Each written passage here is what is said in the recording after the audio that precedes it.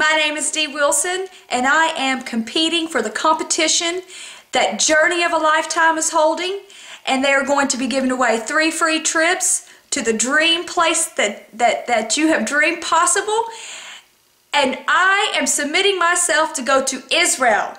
I am what people call a true Jesus freak. So I want to go where Jesus walked.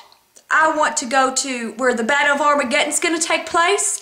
I want to go to the Garden of Gethsemane where Jesus prayed. I want to go to the tomb where Jesus laid and was resurrected on the 3rd day.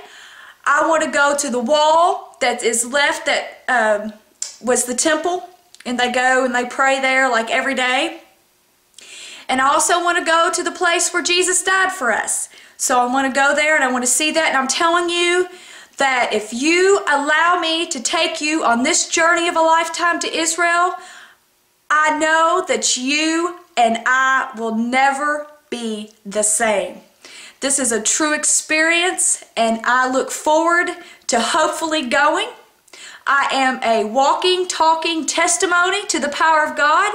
I have experienced things that are so real and just I've been delivered, I've been healed, I've been set free, I've been physically healed.